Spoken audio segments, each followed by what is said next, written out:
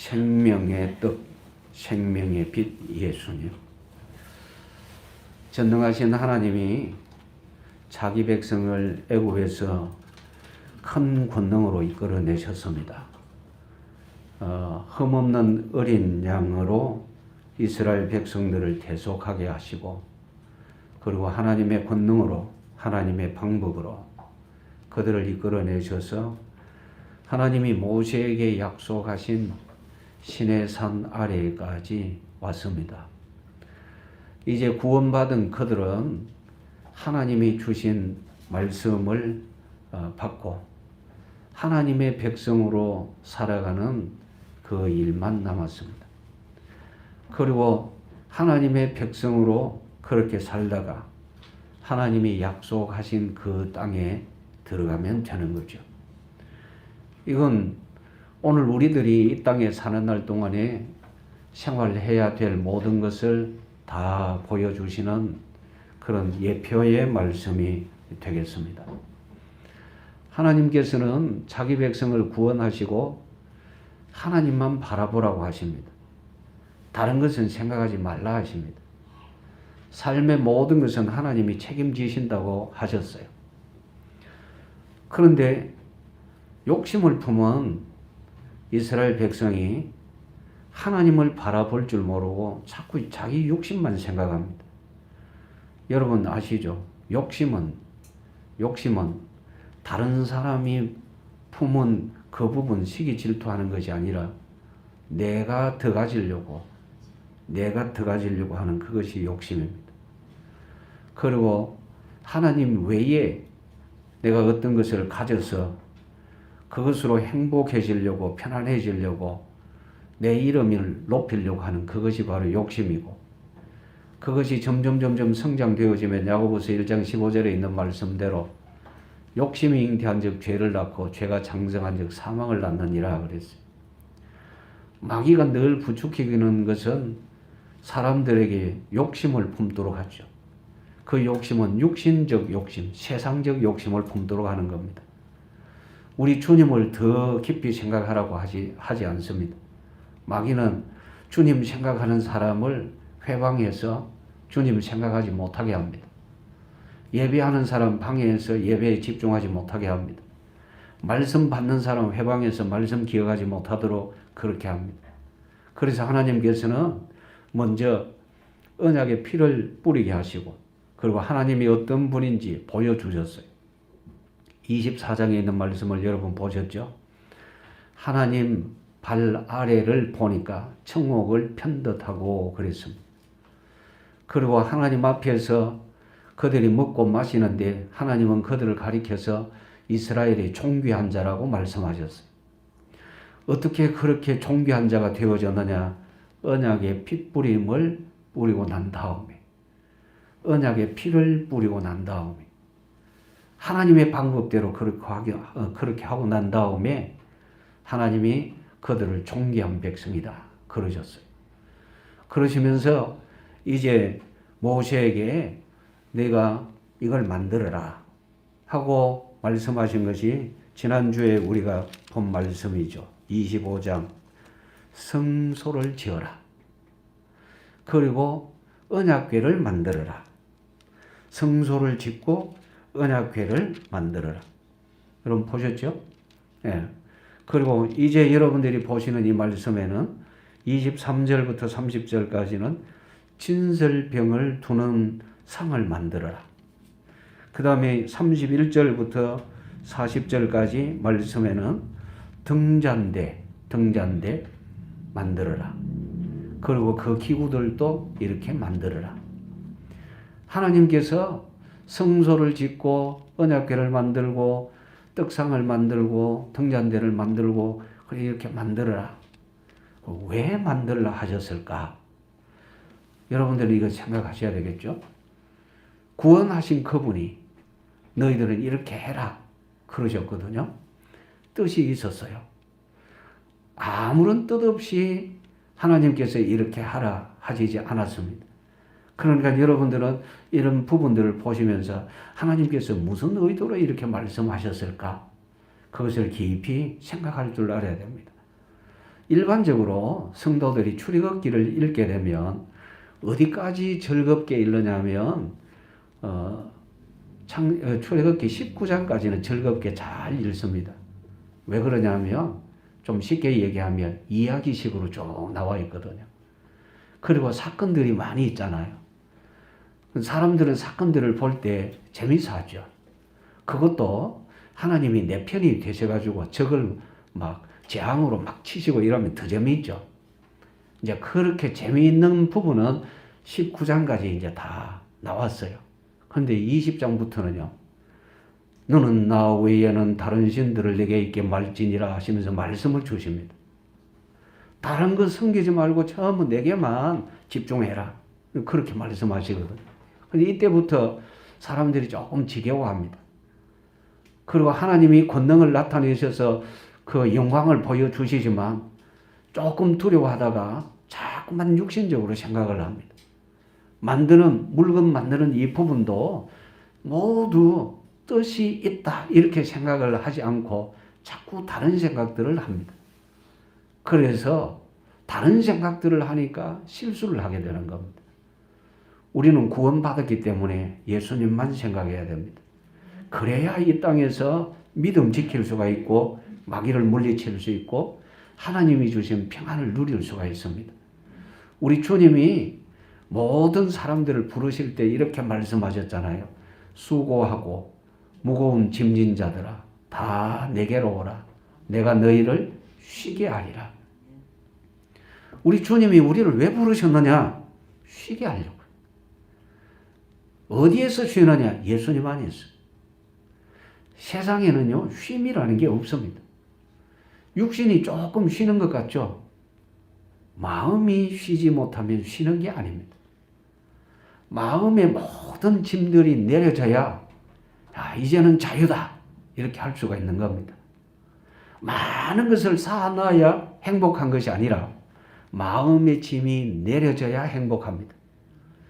우리 주님이 어떤 분인지 분명히 경험되어져야 그때의 행복이 무엇인지 알게 되는 겁니다.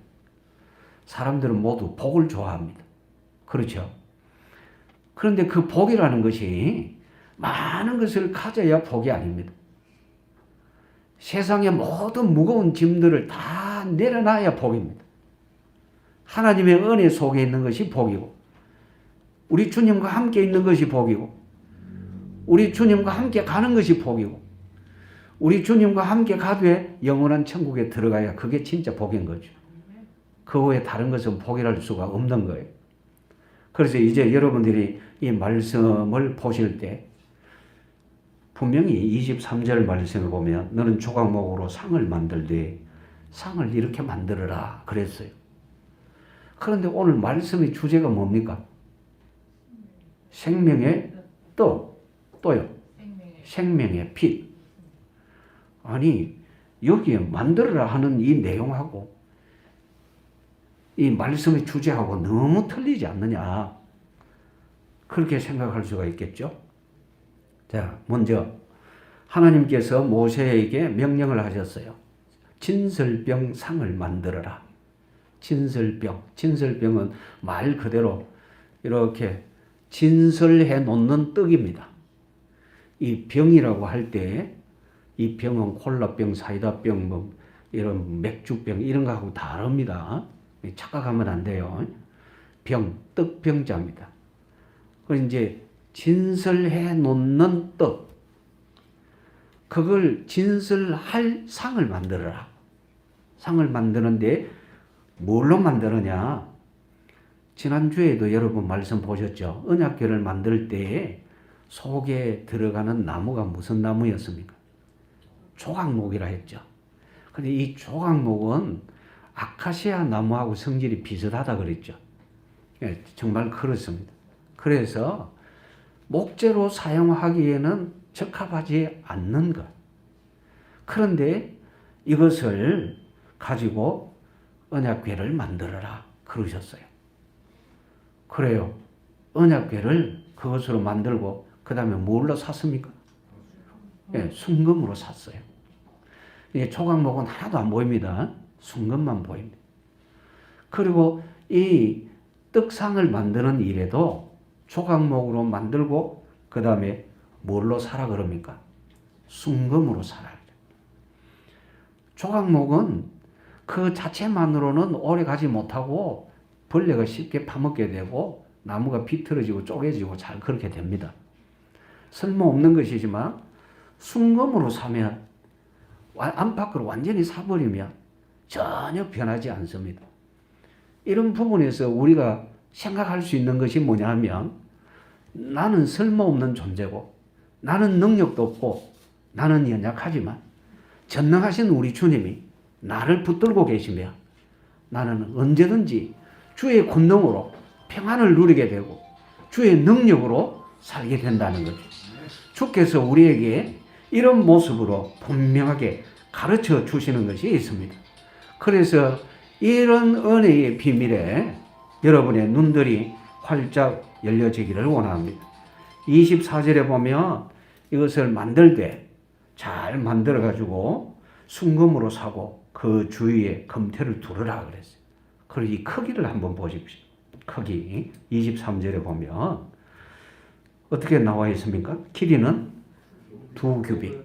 2규빗 되면 90cm 정도 됩니다. 좀 더 길게 측량을 하면 어쨌든 1m는 되지 않습니다. 그리고 너비는 1규빗, 높이는 1규빗 반. 그러니까 높지 않죠. 예. 그런데 그렇게 만들어라. 순금으로 사라. 그리고 사방에 턱을 만들어라. 그리고 금태를 둘러라. 턱 곁에 금고리를 달아서 상을 멜 그 채를 만들어라. 그것도 조각목으로 만들어요. 28절 보십시오. 같이 읽습니다. 또 조각목으로 그 채를 만들고 금으로 사라. 상을 이것으로 멜 것이니라. 참 신기하죠? 계속해서 뭘로 감쌉니까? 순금으로. 순금으로 사게 되는데 순금으로 사야 이게 제대로 유지가 되는 거예요. 그래서 순금으로 사야 변하지 않는 겁니다. 하나님께서 우리에게 나타내시는 은혜는 변함이 없습니다. 우리가 이런 부분들을 볼 때 늘 하나님이 우리에게 행하시는 일들이 어떤 일일까? 이걸 생각할 줄 알아야 됩니다. 이런 부분 생각해 보면 하나님의 사랑은 변하지 않는다. 하나님이 주신 언약 변하지 않는다. 하나님이 우리에게 말씀하신 모든 것은 반드시 이루신다. 하나님은 신실하신 분이시다. 여러분들이 그렇게 분명하게 알고 믿고 그 안에서 믿음 생활 잘 이루어지기를 원합니다. 29절 보십시오. 같이 읽습니다. 너는 대접과 숟가락과 병과 붓는 잔을 만들 때 순금으로 만들며. 기구들입니다. 진설병 진설병 상을 만들 때에 이렇게 만들어라 하신 그분께서 또 필요한 기구들이 이런 기구들이 있으니까 이런 기구들을 이렇게 만들어라. 무엇으로 만듭니까? 순금으로 만들어라. 대접, 숟가락, 그리고 병 붓는 잔 전부 순금으로 만들어라. 하나님이 하시는 모든 말씀, 하나님이 약속하셨던 약속의 말씀 변함이 없습니다. 그러니까 변함없는 하나님의 그 약속 그리고 행하시는 모든 일들 이 부분을 분명하게 보고 마음속에 새기고 주님이 인도하시는 대로 움직여야 할 것임을 우리에게 알려주십니다. 이제 아주 귀한 내용. 이 상을 만드는데 왜 만드는지 그게 이제 나옵니다. 30절 보십시오. 같이 읽습니다. 상 위에 진설병을 두어 항상 내 앞에 있게 할지니라. 상 위에 뭘 두라 그럽니까? 진설병, 떡이라 그랬죠. 이 떡을 보면 기가 막힙니다. 어느 정도냐?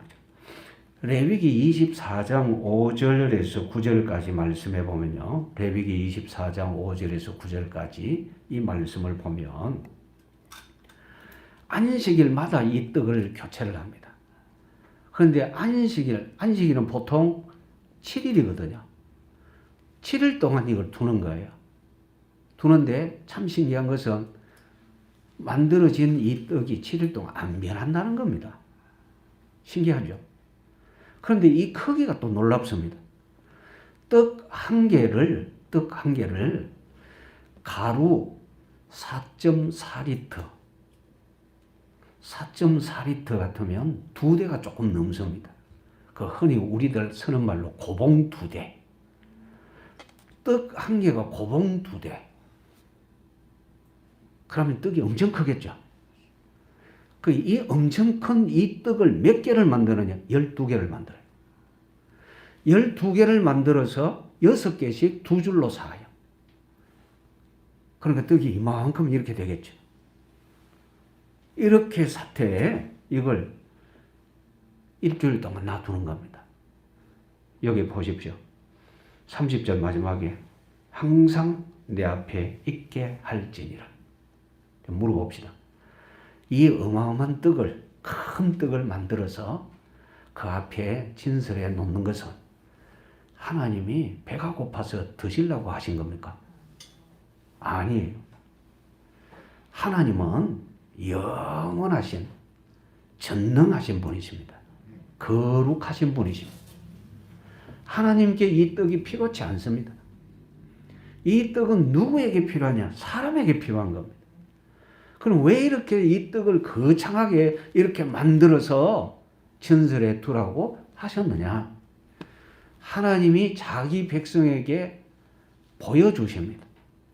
내 앞에는 이렇게 풍성한 떡이 있다. 무슨 말인지 아시겠죠? 하나님께는 풍성한 양식이 있는 거예요. 그것을 알라고. 그런데 물어봅시다. 이 떡은 누가 먹을 수 있나요? 누가 먹을 수 있어요? 제사장. 거룩한 제사장. 거룩한 제사장이 먹을 수 있습니다. 이 떡을. 그런데 사무엘 하에 있는 말씀을 보면 다윗이 이 떡을 먹게 됩니다. 그러니까 꼭 필요하면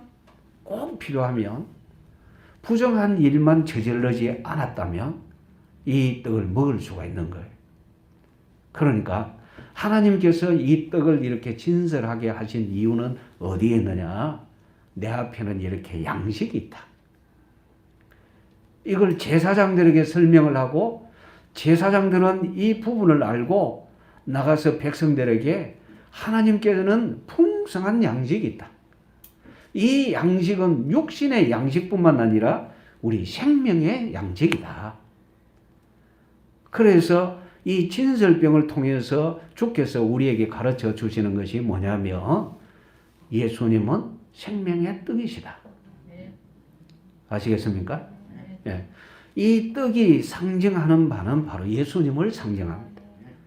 그러면 예수님은 우리의 생명의 떡이신데 오늘 여러분들이 마가복음의 14장에 있는 말씀을 보셨잖아요. 우리 주님이 떡을 떼어 제자들에게 주시면서 뭐라고 하셨습니까? 이것은 내 몸이다 그러셨어요. 이것은 내 몸이다 그러시면서 나누어 먹으라 그러셨어요. 우리 주님이 뭘 가르쳐 주셨느냐? 내가 너희들을 위하여 이렇게 대속한다. 이걸 가르쳐 주신 거예요. 주님이 우리 위하여 대속하셨기 때문에 우리가 살아났습니다. 하나님께서 이스라엘 백성에게 생명의 양식을 주셨어요. 그 양식이 만나였죠. 그런데 이제 여기에서는 하나님 앞에 쌓아놓는 진설병, 이 떡을 가지고 설명을 하십니다. 하나님은 생명이시다. 하나님은 너희들에게 생명의 양식을 이렇게 공급하신다. 이걸 나타내신 겁니다. 참 놀랍지 않습니까? 하나님은 이렇게 모든 것을 가지시고 설명을 하십니다. 우리는 이런 말씀을 보고 들을 때마다 그렇구나. 예수님은 나의 생명의 떡이 되시는구나. 그래서 늘 예수님께로 향하면 우리는 예수님 안에서 풍성한 은혜의 비밀을 누리게 될 줄 믿습니다. 그 다음에 두 번째, 우리 하나님께서 모세에게 너는 등대를 만들어라. 등잔대를 만들어라. 자, 31절 보십시오. 같이 읽습니다. 너는 순금으로 등잔대를 쳐 만들되 그 밑판과 줄기와 장과 꽃받침과 꽃을 한 덩이로 연결하고. 굉장히 어렵겠죠. 잘 보십시오. 등잔대를 쳐서 만드는데 밑판, 줄기, 장, 꽃받침, 꽃 이것을 한 덩어리로 각각 만들어 가지고 붙여라 아니고 한 덩어리로 이렇게 만들어요. 그럼 기술이 어마어마한 기술이 동원되어져야 될 겁니다. 그렇죠? 그렇지 않으면 이렇게 만들 수가 없는 거잖아요. 그럼 순금으로 이렇게 쳐서 만들어라. 계속 두들겼어요. 참 신기한 부분은요. 이 금이라는 것은 두들기면 두들길수록 늘어납니다. 인도에서 우상숭배자들이 그 금을 두들겨 쳐서 늘려가지고 종이장처럼 만들어서 자기네들이 섬기는 그 우상 거기에다가 이제 갖다 붙이는데요. 이 금 종이를 갖다 붙이는데 종이 하니까 이상하죠. 금박지. 이걸 납작하게 만들기 위해서 이렇게 두꺼운 종이 사이에 이 금을 넣어요. 금을 넣어놓고 그 다음에 이제 방망이 들고 두들겨요. 계속 두들겨요. 두들기는데 어느 정도로 이 금이 얇게 펴지느냐 하면 여러분들이 성경이 종이 있죠. 이것처럼 얇게 펴져요. 그래서 이것이 손바닥 이상으로 커지면 이제 그걸 이제 또 파는 거예요.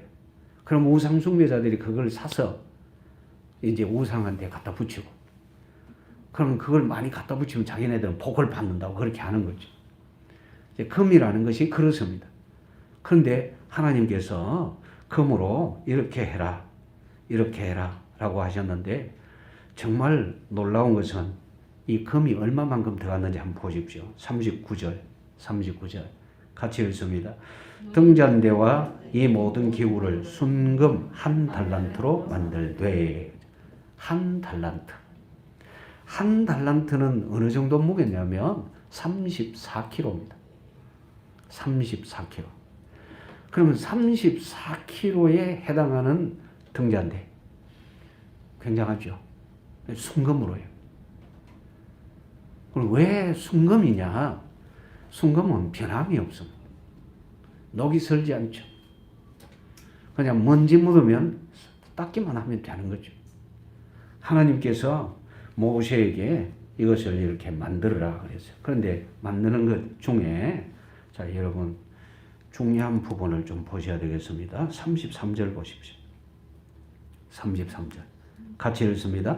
이쪽 가지에 살구꽃 형상의 잔색과 꽃받침과 꽃이 있게 하고 저쪽 가지에도 살구꽃 형상의 잔색과 꽃받침과 꽃이 있게 하여 등잔대에서 나온 가지 6을 갖게 할지며. 자, 꽃 모양인데 무슨 꽃이라 했어요? 살구꽃. 여러분 궁금하지 않습니까? 왜 하나님께서 살구꽃이라 하셨을까? 다른 꽃 하면 안 될까요?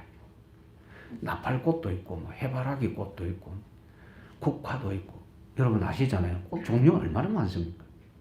근데 왜 하필 살구꽃 모양을 이렇게 만들라 하셨을까? 이유가 있어요. 무슨 이유가 있느냐?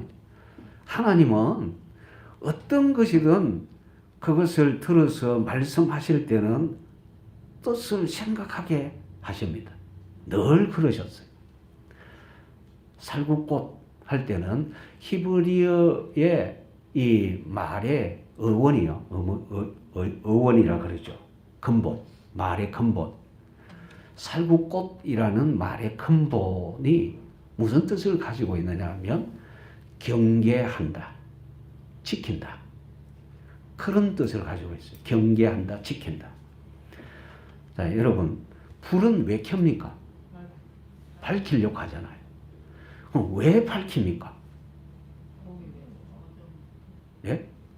왜 밝히느냐 이거죠. 불을 밝혀야 할 이유는 어둠을 물리치고 그 다음에 보게 하기 위해서. 그럼 무엇을 보려고 하느냐? 그것도 목적이 있는 거잖아요. 주께서 우리에게 생명의 빛으로 다가오셨어요. 무엇을 보게 하려고요? 구세주를 알게 하고. 그리고 나 자신을 볼 때에 나는 어떤 존재로 발견되느냐? 죄인으로 발견되죠. 그럼 나는 죄인이고 예수님은 구세주. 그러면 죄인이 구원받으려면 어떻게 해야 됩니까? 구세주 예수님께로 다가가야 되잖아요. 그런데 어두움에 쌓여 있는 내가 예수님께로 쉽게 갈 수가 없어요. 전능하신 그분에게로 어떻게 쉽게 갑니까? 베드로는 그랬거든요. 주님이 말씀하시기를 깊은 데로 가서 그물을 내려 고기를 잡으라. 주님의 말씀에 의지하여 이렇게 그물을 내리리다 해서 그물 내려 고기를 잡았거든요. 지난밤에 한 마리도 못 잡았는데 주님의 말씀대로 그물 한 번 내렸더니 놀랐어요. 얼마나 고기가 많이 잡혔는지 2배가 잠길 만큼 고기를 많이 잡았어요. 그거 보고 놀라서 예수님 앞에 다가가서 무릎을 꿇었어요. 뭐라고 말하냐? 주여 나를 떠나소서. 나는 죄인입니다. 그래서 죄인은요, 이렇게 전능자 앞에 온전히 설 수가 없습니다. 그래서 주여 나를 떠나소서 할 수밖에 없는 거예요. 그런데 주께서 두려워하지 말라 하시죠.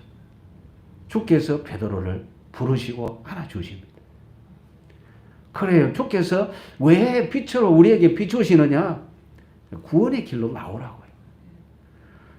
주께서 말씀하십니다. 내가 구세주다. 내가 네 문제 해결해 준다. 그걸 보여주시는 거예요. 그래서 살구꽃 모양으로 이렇게 만들어라 하는 것은 이렇게 너를 붙들고 너를 지켜준다. 이 부분을 알게 하시는 거죠. 그래서 뭐라고 얘기하느냐? 아까 진설병에 대해서는 뭐라고 했습니까? 생명의 떡 예수님. 그럼 빛은요? 생명의 빛 예수님. 아시겠습니까? 우리 하나님께서 이것을 자기 백성에게 가르치시려고 만들어라 그렇게 하신 겁니다. 아시겠습니까? 하나님께서는 우리를 무지무지 사랑하십니다. 우리가 실패하는 거 원하지 않습니다. 그 육신의 부모도 그러잖아요. 자식이 잘 되기를 원하지 자식이 힘들어지는 걸 원하지 않죠. 평안하기를 원하죠. 형통하기를 원하죠. 육신의 부모는 다 그렇습니다. 우리 아버지 하나님은 우리를 향하여 더합니다. 어느 정도로 더하시느냐? 세속에 빠지지 말아라. 왜냐? 세속에 빠지면 망한다. 육신을 따라가지 말아라. 육신을 따라가면 전부 헛된 것만 바라보게 된다. 그렇게 하지 말아라. 그래서 하나님은 계속해서 나에게로 나오느라 이걸 배워라. 이걸 느껴라. 이 안에서 살아라. 계속해서 그렇게 말씀하시는 겁니다. 여러분 꼭 그렇게 되어지기를 원합니다. 그런데 여기 보면 등잔대 여기 불이 몇 개 이렇게 됩니까? 불이 몇 개가 돼요? 예? 등잔에 이 불을 켜게 되는데 몇 개가 켜지게 돼요? 6개입니까?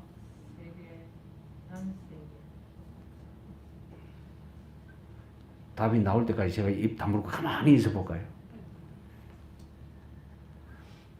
왼쪽에 3개, 오른쪽에 3개, 6개밖에 없습니까? 가운데 1개, 7개. 가운데 안 나와 있습니까? 솥대가 이 등잔대 7입니다. 7. 그래 6개씩 이렇게 나왔잖아요. 옆에 가운데 1개. 그래서 7개. 완전한 빛, 생명의 빛. 우리 주님이 우리에게 이렇게 표현하십니다. 그래서 37절 보십시오. 같이 읽습니다. 등잔 7을 만들어 그 위에 두어 앞을 비추게 합니다. 이제 알겠죠? 몇 개요? 이렇게. 그러니까 성경은 안 보니까 펼쳐놨는데도 안 보니까 7. 목적은요? 앞을 비추게 해라. 그런데 참 신기한 것은 성소 안에는 창문이 없습니다. 창문이 없어요. 이 빛은 유일한 빛이 됩니다. 기가 막히죠. 그러니까 우리에게 있어서 유일한 빛은 예수님이십니다. 이걸 꼭 알아야 돼요. 여러분, 세상에 생명의 빛이 있어요? 우리가 바라볼 만한 빛이 들어올 창이 있느냐고요. 우리 육신적으로 볼 때는 태양이 있고 달도 있고 뭐 별도 있고 전기 켜면 되고 뭐 이렇겠지만 영적으로 저주 아래 있는 모든 인생에게 저 빛이다 할 만한 빛이 있느냐? 없어요. 주께서 나타내십니다. 우리에게 생명의 빛으로요. 성소 안에서 유일한 빛이 바로 이 등잔대에서 나오는 이 빛입니다. 이 부분을 우리에게 가르쳐 주시는 겁니다. 하나님은 제사장들에게 이 안에 이 빛은 유일하다. 역시 하나님은 우리에게 유일한 생명의 빛이시다. 이 부분을 계속해서 알려주시는 거예요. 그 다음에 이 38절 같이 읽습니다. 그 불집게와 불똥 그릇도 순금으로 만들지니. 자, 하여튼 불 붙이고 이렇게 기름을 사용하고 하니까 거름이 생기잖아요. 그것을 이제 깨끗하게 제거하기 위해서 이렇게 하는데 여기에 사용되는 모든 그릇 순금으로 해라. 그러니까 하나님께서 우리에게 역사하셔서 모든 부분들을 다 이루신다는 거죠. 우리는 약한 부분들 참 많습니다. 그러나 전능하신 하나님이 우리에게 역사하셔서 평안케 하시고 형통하게 하십니다. 이 부분을, 이 물건을 이렇게 만들어서 보게 하고 설명을 하시는 겁니다. 여러분, 주님 안에서 항상 평안을 누릴 수 있기를 원합니다. 순금 1달란트로 만들어라. 34kg라 했죠? 네, 충분하게 만들 수 있는 그런 양입니다. 마지막으로 크게 세 번째. 하나님께서 모세에게 명령을 하십니다. 40절 같이 읽습니다. 너는 삼가 이 산에서 네게 보인 양식대로 할지니라. 앞선 말씀. 자, 또 어느 부분에 말씀이 나와 있는지 여러분 보십시오. 9절 보십시오. 9절. 25장 9절 같이 읽습니다. 물은 내가 네게 보이는 모양대로 장막을 짓고 기구들도 그 모양을 따라 지을지니라. 하나님이 반복해서 말씀을 주시죠. 내가 이 산에서 보인 양식대로 해라. 내가 보여준 양식대로 해라. 근데 우리가 알아야 될 것, 하나님의 법대로 해야 된다는 것. 반드시. 가끔 그럴 수가 있어요. 사람들이 하나님 이게 더 낫지 않습니까? 하고 자기 생각을 말할 때가 있어요. 우리의 생각이요, 아무리 뛰어난다 할지라도 하나님의 방법보다 뛰어날 수가 없습니다. 우리는 흠투성입니다. 우리가 드러낼 만한, 자랑할 만한 그 어떤 것도 없습니다.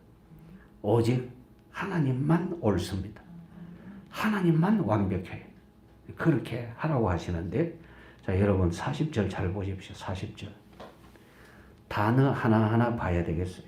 너는, 그 다음에 말이 뭡니까? 삼가. 이 삼가라는 말이 무슨 말입니까? 예, 조심하는 것. 주의하는 것. 너는 주의해라. 주의해라. 왜 주의해야 되느냐? 내 생각이 섞이면 안 되니까요. 요한계시록 22장에 있는 말씀을 보면요.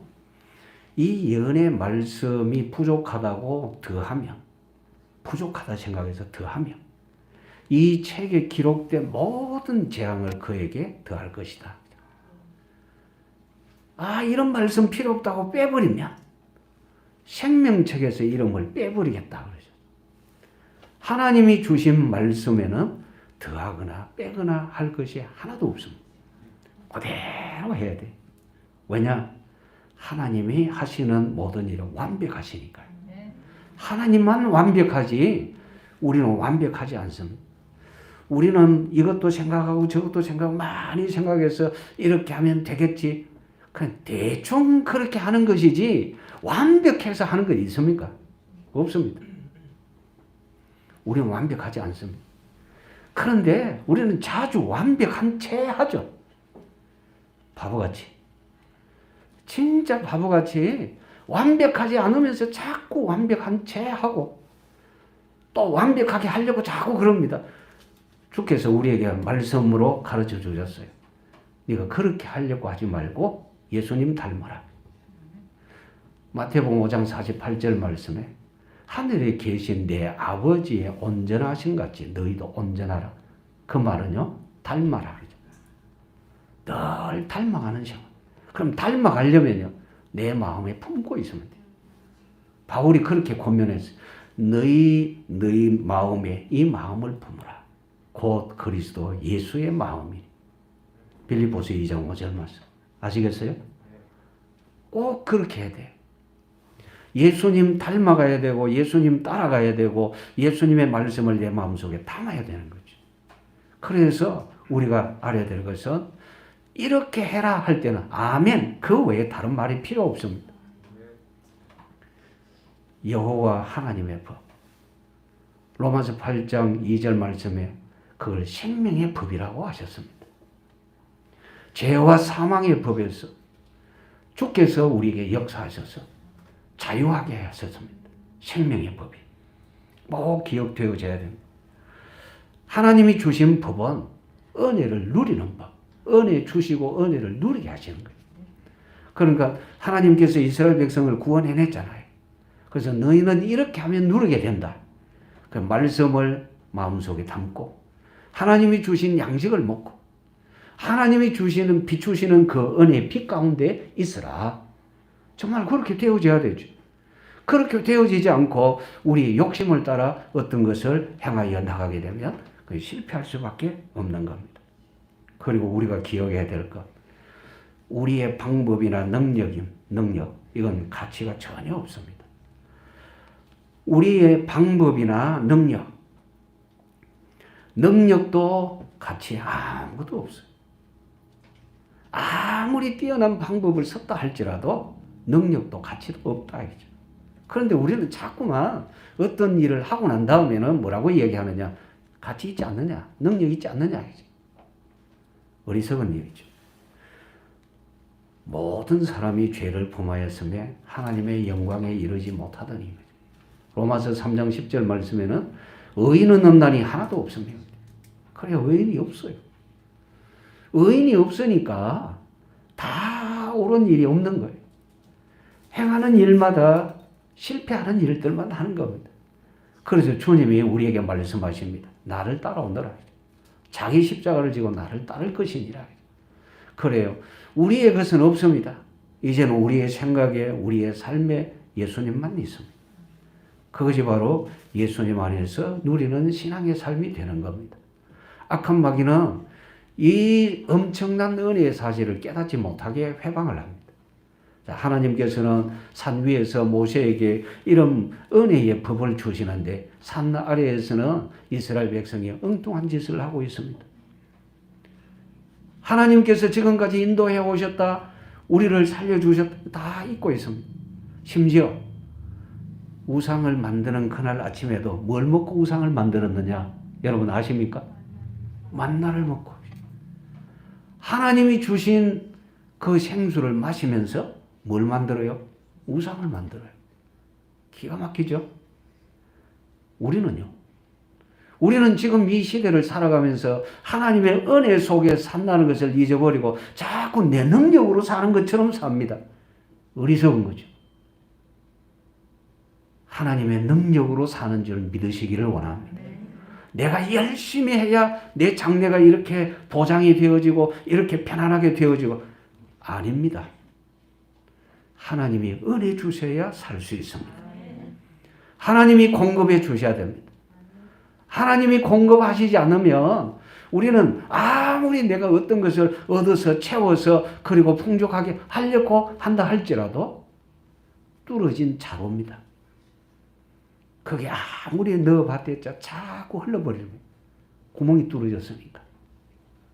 주께서 우리에게 가르쳐 주십니다. 그렇게 하지 말라고요. 우리는 과거에 에베소서 2장 1절 말씀에 보면 허물과 죄로 죽었었다 그랬어요. 그러니까 우리의 방법에 무슨 능력이 있습니까? 그리고 열심히 했는데 무슨 가치가 있습니까? 아무도 없습니다. 고린도전서 15장 22절 말씀에 보면 우리는 아담 안에서 다 죄인이었다 그랬어요. 다 죄인인데 거기에서 무엇이 나오겠습니까? 여러분 성경을 보시면 기가 막힌 것을 많이 보게 되는데 그게 뭐냐면 사람의 기술이 참 뛰어나다 하는 것을 발견하게 됩니다. 성경 안에 다 보여집니다. 그런데 뛰어난데 기술과 방법이 뛰어나면 뛰어날수록 여러분 하나님을 가까이 합니까? 멀어집니까? 기술이 뛰어나니까 하나님 가까이 합니까? 멀어지죠. 성경에 보니까 그래요. 멀어져요. 솔로몬은 하나님께로부터 어마어마한 지혜를 얻었어요. 그 지혜로 하나님을 가까이 했습니까? 하나님 멀리 했습니까? 하나님하고 멀어져 버렸어요. 기가 차죠. 하나님이 어마어마한 힘을 주셨어요. 많은 재산도 주셨어요. 하나님을 더 가까이 합니까? 멀어집니까? 자꾸 멀어져요. 그럼 왜 멀어질까? 이유는요. 하나님이 내게 은혜 주셨다 잊어버려서 그래요. 은혜에 대한 감각이 떨어지면 이렇게 자꾸 멀어지는 겁니다. 그러나 은혜의 감각이 있으면 이래서 하나님 가까이 해야 되고 이래서 하나님 가까이 해야 되고 이래서 말씀 읽어야 되고 묵상해야 되고 찬양해야 되고 기도해야 되고 이게 자꾸 이렇게 쌓여지는 겁니다. 자, 이 부분은요. 처음부터 되는 게 아니라 했어요. 연습을 해야 돼요. 바울도 고면했어요. 경건의 연습. 육체의 연습도 이득이 있잖아요. 여러분 운동하는 것하고 안 하는 것하고 건강에 차이가 있거든요. 그 육체의 연습도 덕이 있다 했어요. 경건의 연습은 범사에 유익하다 했어요. 그러면 무엇이 경건의 연습이냐? 하나님의 은혜를 더 알기 위해서 성경 읽는 거. 이거 그 경건의 연습이에요. 내가 비록 계속해서 예배하지 못하지만 내가 일단 예배 자리에만이라도 있자. 이것도 경건의 연습이야. 찬송해야지. 조금이라도 내가 못하니까 들어야지. 그것도 경건의 연습. 기도 시간 길지는 않지만 짧게 자주 해야지 하고 계속 연습하는 것. 그것도 경건의 연습. 이건 범사에 유익하다 그랬어요. 이렇게 할 때 우리가 성장되어지는 겁니다. 그렇지 아니하면 우리의 믿음이 성장이 안 돼요. 여러분 다 성장하고 싶잖아요. 하나님의 권능을 마음껏 누리고 싶잖아요. 그런데 성장되지 않았는데 어떻게 누릴 수 있느냐 이거죠. 성장이 있어야 누릴 수 있는 거죠. 그래서 성장을 위해서는 주께서 우리에게 보여주시는 거 이거 잘 봐야 된다니까요. 떡상을 보면서 생명의 떡이신 예수님. 불빛을 보면서 나의 생명의 빛이신 예수님. 아시겠습니까?